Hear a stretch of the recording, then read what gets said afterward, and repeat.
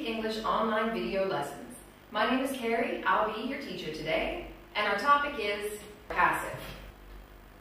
So, first let's look at the grammar for passive.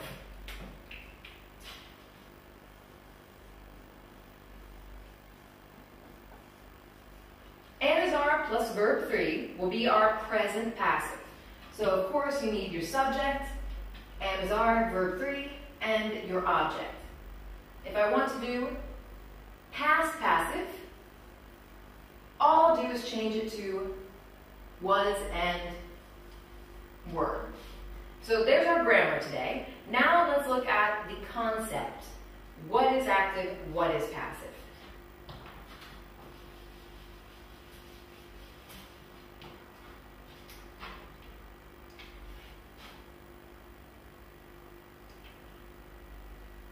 So our concept today, that it's very important to understand the difference between active and passive. So let's look at a few photographs that might help us understand the two concepts here. So we're looking at this, this painting by Van Gogh, and we see a skeleton, and we see that the skeleton is smoking. So with active and passive, we see two different things here. We have a problem here. Is the skeleton active or passive? Normally, skeletons will be dead, therefore they can't breathe, they can't move, they can't eat. Normally, a skeleton would therefore be passive. They're dead, they can't do anything. But in this picture, we see that the skeleton is active. The skeleton is smoking. So sometimes this concept can be very difficult.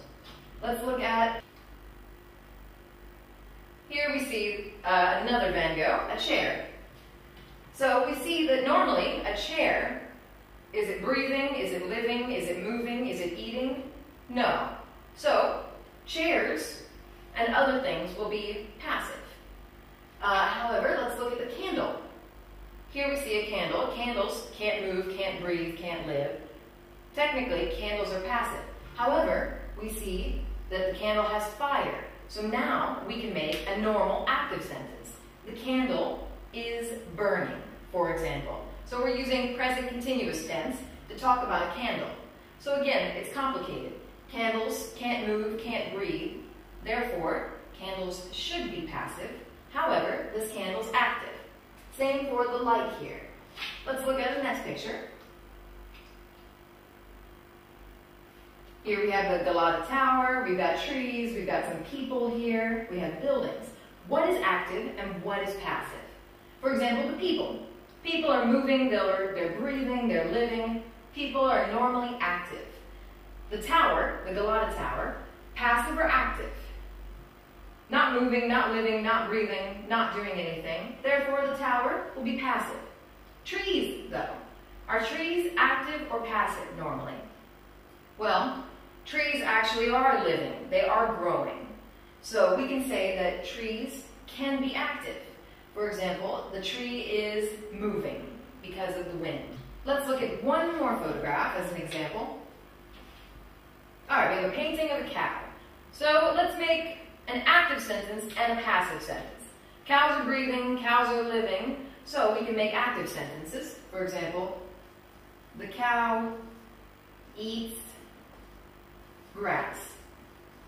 We have a normal active sentence. But let's think, can cows be passive? And yes, technically, we can do a sentence, for example, the cow, ands are for present passive, was, were for past passive. We'll use present passive here. The cow is fed by the farmer. So in this sentence, we have one active person and we have one passive person. In this sentence, the cow is doing nothing, right? Fed means to give food. Who is giving the food in this sentence? Is the cow giving the food? No. In this sentence, the farmer is giving the food. So we have the farmer as our object, and we have the cow as our subject. So we can make active sentences about cows and skeletons and candles, and we can make passive sentences about cows, skeleton, candles. So let's look at the different reasons to use passive.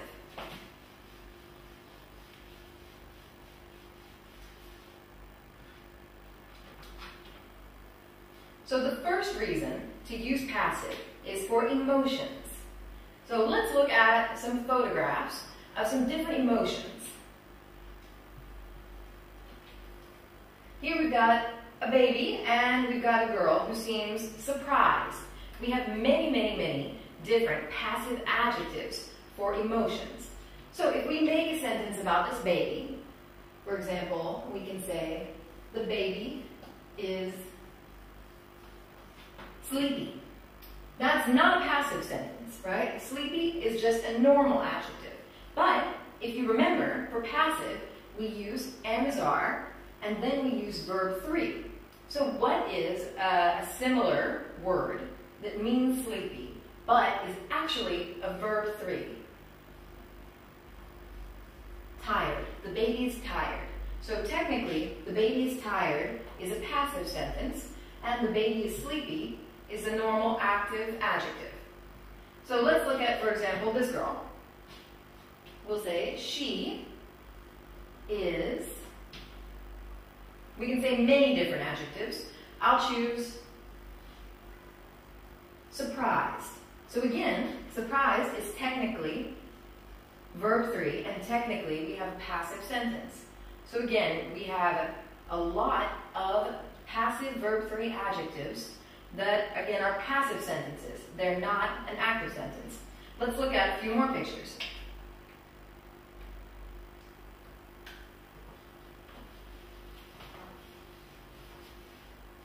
Okay, so for example, we have this young man. He seems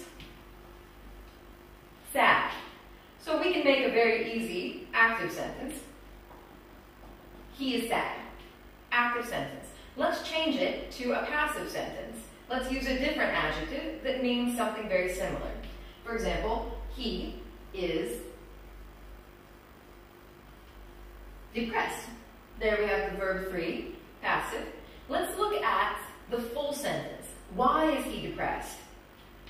Maybe he is depressed. And we use this preposition, by, for many passive sentences. Why is he depressed? Maybe he is depressed by, we'll say, his job. Maybe his job is very difficult and maybe he doesn't like his job. So he is depressed by his job. We can change this sentence to an active sentence. He is our subject. His job is our object. If we change these, we can make a new active sentence. His job is, I don't want the ed anymore. I want a normal adjective. So I can use depressing. Which tense is this? Present continuous. So let's look at a few more examples.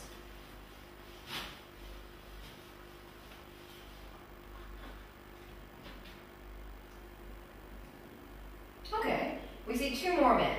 This man, we can do a typical active sentence. He is angry.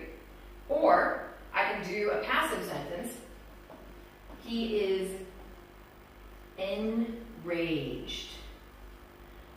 So this just means extremely angry. He looks extremely angry. Or he is enraged. Why is he enraged?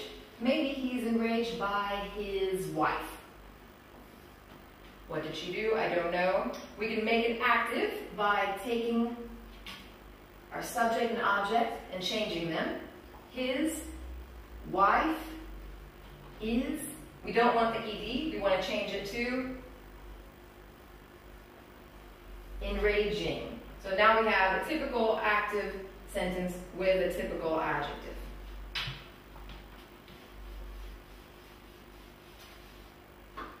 Alright, let's look at just a few more. This man, maybe he's depressed also. She looks sad. She is sad. So again, we can do depressed. Maybe she's worried also. So I am worried is a passive sentence. She is worried, also passive. These two children, they, and is are excited. Why? Maybe they're going to Disney World. I don't know, but they are excited. Maybe if they are going to Disney World, let's change the sentence. They are excited by Disney World. Change it to active. Disney World is exciting. So you have to think when you're making passive or active sentences. What is important? Is Disney World important in the sentence, or are they important in the sentence?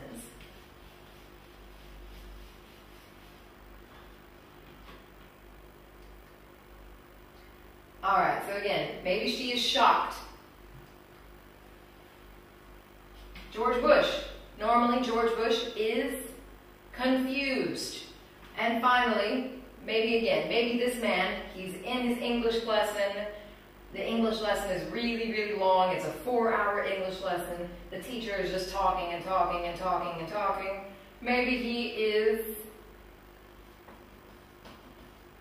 bored. Why is he bored? He is bored by his teacher at English lesson. And if we change it to active, we can say his teacher is bored, becomes boring. So you have to be very careful when you're using these ing adjectives. Boring, exciting. You have to be very careful if it's an active sentence or a passive sentence.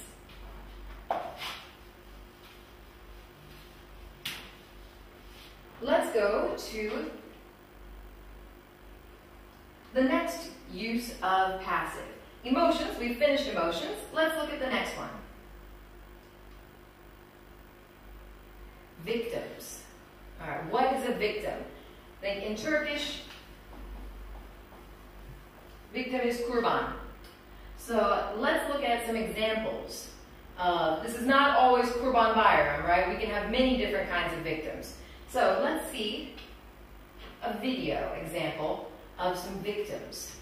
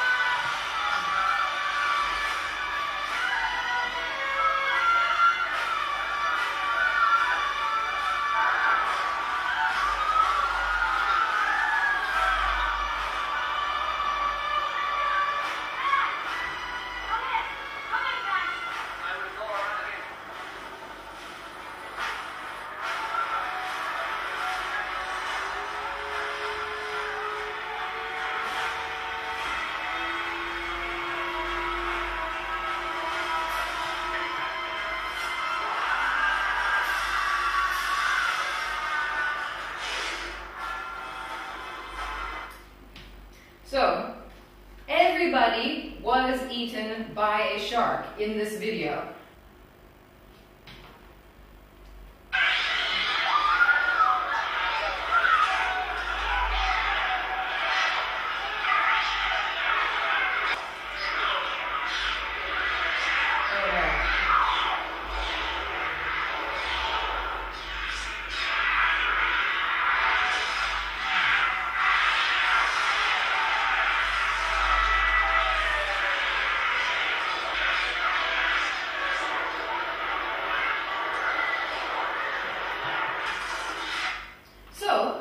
In this video, we have some people who are victims. Maybe we can also talk about her emotion. She was shocked, possibly. So we have a passive emotion. Why? By the birds. And maybe the glass also. Maybe the birds hit the glass. So we could say the glass was broken by the bird. So many different victims, many different passive emotions also.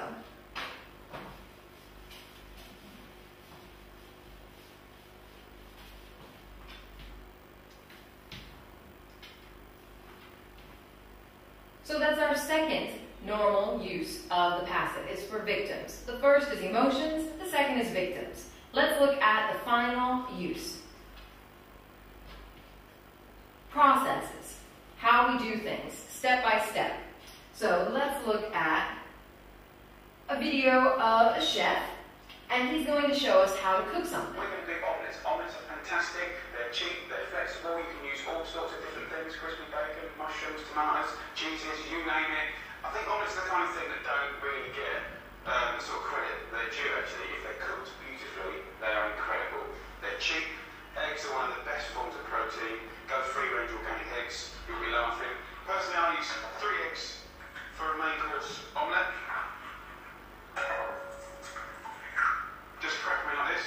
Get your egg, crack it outside, open it up. If for any reason you've got shell in there, use the half the shell to get the shell out. And if you try with your fingers, you'll be going like this all night and it won't work. So, pinch of salt and pepper. Like that. Some people put milk and cream, I don't at all. I've got a pan, the right size pan, about sort of 7 inches I guess. That's on a medium heat. Whisk up your eggs. Just a little bit of oil. Extra virgin's obviously a nicer way to go. Another butter in there. Let that start to melt. Give it a chilli about in the pan. You want to coat the bottom of the pan like that. The great thing about omelettes and eggs is if you get the first one wrong, then learn from it, try it again, and just get it perfect. They're cheap. Okay, so let's talk about what's happening. He's making the omelet. We had some example sentences. First, he broke the eggs, or we can change it to, the eggs are broken. So what's the difference between the butter is melted and, if we make the active sentence, he melted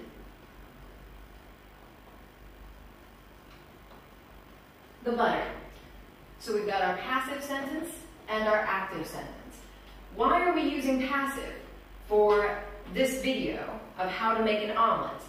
Because when you're reading a recipe in a recipe book, the person who's making the omelet is not important. The omelet is important. Omelets, can they breathe? Can they eat? Can they live? No. So omelets are passive. So if the important topic is the omelet, then we must use a passive sentence because omelets are not active, they're passive. So let's look at one more video of a different kind of process.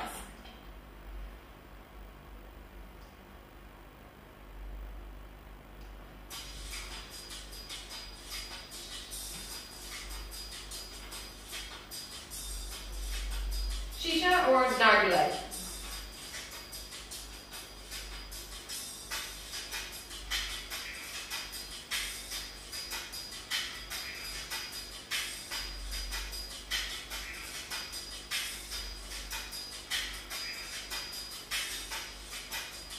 So first, our sentence, the water